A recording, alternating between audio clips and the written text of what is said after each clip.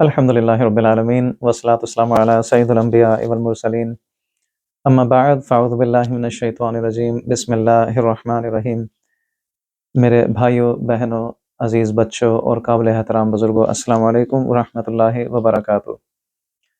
قرآن سیکھیں تجوید کے ساتھ کے آج کے سبق نمبر 16 کے اندر کچھ متفرق اصول اور قواعد بیان کرنے ہیں۔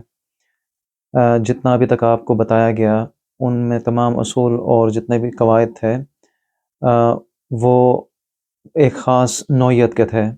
یہاں کچھ چار یا پانچ اصول بیان کیے گئے ہیں جو کہ خاص کسی ایک اس سے تعلق نہیں رکھتے، کسی ایک سبق سے، اس لیے ان کو متفرق قواعد اور اصول کے سبق کے اندر بیان کیا گیا ہے۔ سب سے پہلا ہے الف زائد۔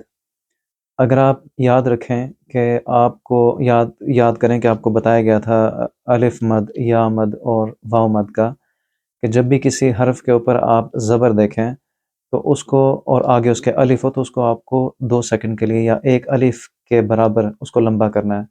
لیکن قرآن پاک کے اندر آپ کچھ ایسے الفاظ دیکھیں گے جہاں حروف کے اوپر زبر بھی ہے اور آگے الف بھی آ رہا ہے، لیکن آپ نے اس کو لمبا نہیں کرنا۔ ان الف کو آپ کی آسانی کے لیے ان کے اوپر ایک گول دائرہ، بالکل چھوٹا سا گول دائرہ، یا پھر اس کے اوپر کراس، یعنی کہ جو کینسل کرنے کا جو نشان ہوتا ہے کراس کا، یا تو وہ نشان ہوگا الف کے اوپر۔ ان الف کو آپ دیکھیں گے تو صحیح کہ وہاں ہے، لیکن آپ اس کو بولیں گے نہیں، وہاں لمبا نہیں کریں گے۔ مثال کے طور پر آنا، اس کو آپ آنا نہیں کہہ سکتے، آنا اس کو کہیں گے۔ آگے لفظ دیا ہوا ہے مالا ای، اس کو بھی آپ نے مالا ای نہیں پڑھ سکتے، کیونکہ الف کے اوپر آپ دیکھ رہے ہیں کہ ایک گول دائرہ ہے، اس الف کو آپ نے نہیں پڑھنا۔ تو یہ جو الف جن کو ہم دیکھیں گے لیکن بولیں گے نہیں، ان الفس کو ہم الف زائد کہتے ہیں۔ یہ الف زائد لکھا ہوا ہے۔ دوسرے نمبر پہ اظہار مطلق۔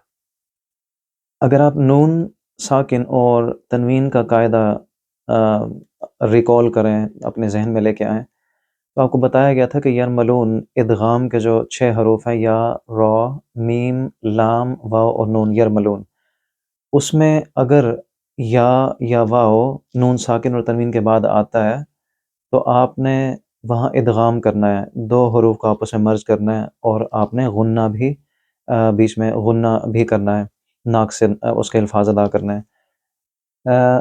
لیکن کچھ ایسے الفاظ ہیں قرآن پاک میں، غالباً 4 الفاظ اس طرح کے ہیں کہ آپ نون ساکن کے بعد یا اور واو تو دیکھیں گے، لیکن آپ نے وہاں ادغام نہیں کرنا، بلکہ نون کو پر یا موٹا پڑھنا ہے۔ آپ کو یاد ہوگا تفخیم اور ترقیق میں آپ کو بتایا کہ تفخیم کے اندر آپ الفاظ کو یا حروف کو موٹا کر کے ادا کرتے ہیں، پر پڑھتے ہیں۔ تو اس کی ایک مثال دی میں نے، دنیا، دن، آپ نے یہاں نون کو پورے طریقے سے ادا کرنا ہے، پر طریقے سے۔ دنیا، آپ یہاں یا دن یا جیسے غنہ کرتے ہیں، آپ نے اس طریقے سے ادا نہیں کرنا، بلکہ دنیا۔ باقی جو حروف ہیں ان کی میں مثالیں آپ کو پیش کرتا ہوں۔ تیسرے نمبر پہ سکتہ۔ ابھی پچھلے ہی سبق کے اندر آپ کو بتایا گیا تھا کہ کون کون سے علامات ایسی ہیں جہاں آپ نے رکنا ہے 1-2 سیکنڈ کے لیے، سانس بھی لے سکتے ہیں، اور پھر آگے آپ نے پڑھنا ہے، جن کو ہم نے وقف کے علامات کے اندر پیش کیا تھا۔ سکتہ بھی وہی ہونا چاہیے تھا، لیکن اس کا تھوڑا سا کیونکہ فرق ہے، اس لیے اس کو متفرق اصولوں کے اندر بیان کیا جا رہا ہے۔ جب آپ سین، کاف، تا اور ہا، سکتہ، جب آپ یہ لفظ دیکھیں گے قرآن پاک میں کچھ جگہوں پر، آپ نے رکنا ہے لیکن سانس لیے بغیر آگے چلنا ہے۔ اس کی ایک مثال یہاں دی ہے، من راکن، میں نے من کے بعد 1 یا 2 سیکنڈ کے لیے وقفہ کیا ہے، لیکن میں نے سانس کو نہیں توڑا، اسی سانس سے ہی میں آگے پڑھنا شروع کرتا ہوں، من راکن۔ تو جب آپ نے سانس کو توڑے بغیر یا نیا سانس لیے بغیر ایک ہی سانس کے اندر اگر آپ نے رکنا ہے اور آگے چلنا ہے، تو یہ علامت ہے سکتے کی۔ سکتے میں آپ اس طرح پڑھیں گے، معاف کیجیے گا، صاد، اس کے اوپر آپ ایک سین دیکھتے ہیں۔ یہاں کچھ قرآن پاک کے 3 یا 4 ایسی جگہ ہیں جہاں صاد لفظ کے اندر ہوگا، لیکن اس کے اوپر ایک چھوٹا سا سین لکھا ہوا ہوگا۔ آپ نے اس جگہ پر صاد کی بجائے سین کو استعمال کرنا ہے۔ کچھ الفاظ ہیں جس میں صاد اور سین میں سے آپ صرف سین پڑھیں گے، اور ایک لفظ کے اندر آپ صاد یا سین دونوں میں سے کچھ پڑھ سکتے ہیں، اور ایک ایسا لفظ ہے جس کے اندر آپ صرف صاد پڑھیں گے، سین کو چھوڑ دیں گے۔ میں بھی آپ کو اس کی مثالیں پیش کرتا ہوں تاکہ آپ کے سمجھنے میں آسانی ہو۔ یہاں ایک مثال پیش کیا، یب یب سوتو، یہاں با کیونکہ حروف قلقلہ میں سے ہے، آپ اس کو یب ب اس طرح پڑھیں گے، اور آگے صاد کی جگہ سین کو استعمال کریں گے، سوتو یب سوتو۔ پانچواں ہے امالہ۔ اگر آپ کو کھڑی زبر، کھڑی زیر اور الٹی پیش کا قاعدہ یاد ہو تو کھڑی زیر میں حمزہ کھڑی زیر ای، با کھڑی زیر بی، جیم کھڑی زیر جی، اسی طریقے سے را کھڑی زیر ری ہوتا ہے۔ لیکن امالہ ایک ایسا ایک کنڈیشن ہے، ایک ایسا کیس ہے جس میں را کھڑی زیر کو ری کی جگہ رے پڑھا جائے گا۔ 12ویں سپارے کے اندر سورہ ہود کے اندر یہ لفظ آیا ہے، مج رے ہا، تو یہاں آپ مج ری ہا نہیں پڑھیں گے، مج رے ہا اس طرح پڑھا جائے گا۔ میں آپ کو مثالیں پیش کرتا ہوں تاکہ آپ کے سمجھنے میں آسانی ہو۔ یہاں دیکھیے سب سے پہلا لفظ ہے انا، اس کے اوپر دیکھیں الف کے اوپر ایک گولدار ایسا ہے، یہاں الف کو آپ نہیں استعمال کریں گے، انا بولیں گے۔ افا اماتا، یہاں آفا نہیں کہہ سکتے کیونکہ الف کے اوپر گولدار ہے، الف زائد کہتے ہیں، اس الف زائد کے کیس میں آپ نے لمبا نہیں کرنا بلکہ چھوٹا پڑھنا ہے، آفا اماتا۔ یہاں دیکھیے الف کے اوپر پھر وہی دائرہ ہے، تو آپ اس کو بولیں گے آفا امتا، لا الہ اللہ۔ اگر آپ تفخیم اور ترکیب کے قوانین یاد رکھیں، لام اللہ کے لفظ کے اندر اگر اس سے پہلے زبر ہو تو اس کو موٹا پڑھا جاتا ہے، لہٰذا اس کو آپ بولیں گے لا الہ اللہ۔ لا کو لمبا نہیں بول سکتے کیونکہ اس کے آگے جو الف ہے اس کے اوپر گولدارہ ہے، یہ الف زائد۔ لا الہ الجحیم لشیء لیکن هو اللہ ملئہ۔ اسی طریقے سے جتنے بھی حروف یہاں جتنے بھی الفاظ دیے گئے ہیں، آپ ویڈیو کو پوز کر کے ان کی مشق کریں، اور جہاں الف کے اوپر آپ دیکھیں کہ گول دائرہ دیا ہوا ہے اس الف کو آپ نے نہیں بولنا۔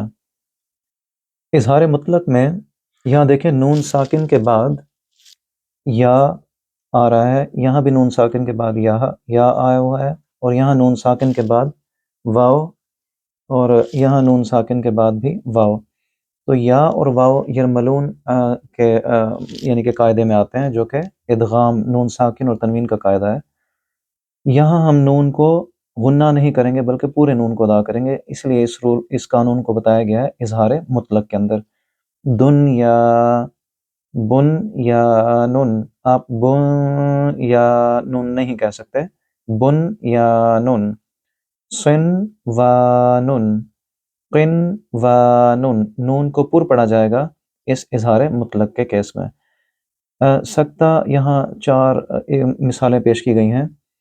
پہلا ہے وکیل من راکن، میں نے یہاں وقف کیا لیکن سانس نہیں تبدیل کیا، دوسرا سانس نہیں لیا، ایک ہی سانس کے اندر وقفہ کرنے کے بعد میں نے پڑھا ہے، تو سکتہ میں ہم اس طرح پڑھتے ہیں وکیل من راکن، ایک ہی سانس کے ساتھ۔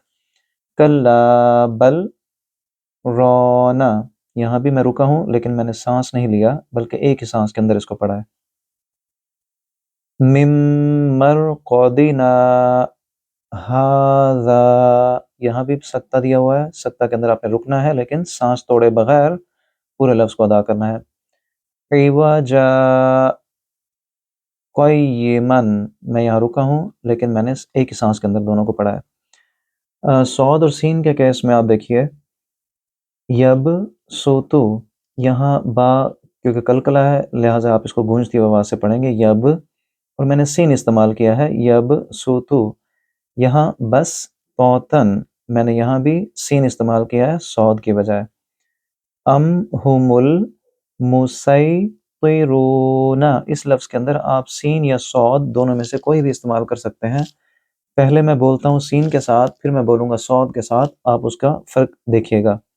ام ہم المسیطرون، سی جو ہے وہ سین کی علامت ہے، اور سوئی اگر اس کو گول کر کے پڑھیں گے اور تھوڑا تھوڑا پر پڑھیں گے تو وہ صاد ہوگا۔ اب میں صاد کے ساتھ پڑھتا ہوں، ام ہم المسیطرون، سی اور سوئی یہ دو فرق ہیں، آپ اس کو سین کے ساتھ بھی پڑھ سکتے ہیں اور صاد کے ساتھ بھی۔ یہ آخری مثال میں دیکھیے، بیمو سوئی طیرن، یہاں اس لفظ کے اندر آپ سین کو نہیں پڑھیں بلکہ اس کو صاد کے ساتھ ادا کریں، بیمو سوئی طیرن۔ محترم ناظرین، جیسا کہ آپ کو یہ متفرق اصول بتائے گئے اور آپ کو ویڈیو کے اندر دکھایا بھی گیا کہ کس طریقے سے ان اصولوں کو فالو کرتے ہوئے، ان اصولوں پر عمل کرتے ہوئے آپ نے قرآن پاک کی تلاوت کرنی ہے۔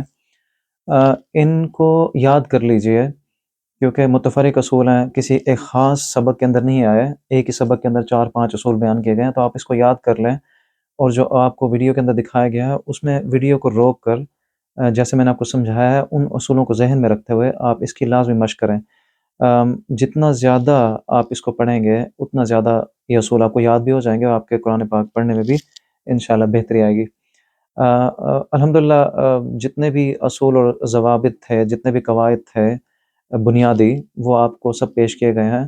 آپ نے ان تمام کی مشق کرنی ہے، ویڈیو کو روک روک کر، اس کو سمجھ کر، اس کے اوپر جو ہے نا آپ نے زیادہ سے زیادہ اس کی پریکٹس کرنی ہے۔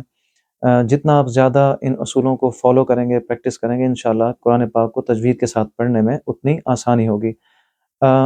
ہمارے بنیادی جو اسباق ہیں وہ تو ختم ہو گئے، ایک اور ویڈیو کے اندر میں آپ کو کچھ آیات کا پڑھ کے دکھا دوں گا، یا اس کو ایکسپلین کر کے اس کی تفصیل آپ کو بتاؤں گا کہ کس آیت میں کس جگہ پر کون سا اصول استعمال ہوا ہے، تاکہ آپ جب قرآن پاک خود پڑھیں، اس کی تلاوت کریں، تو آپ کو اس کو سمجھنے میں اور پڑھنے میں آسانی ہو۔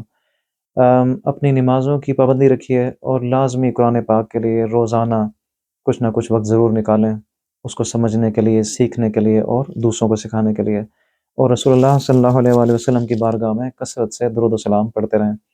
اگلی ویڈیو میں ملاقات ہوگی انشاءاللہ عز و جل۔ السلام علیکم ورحمۃ اللہ وبرکاتہ۔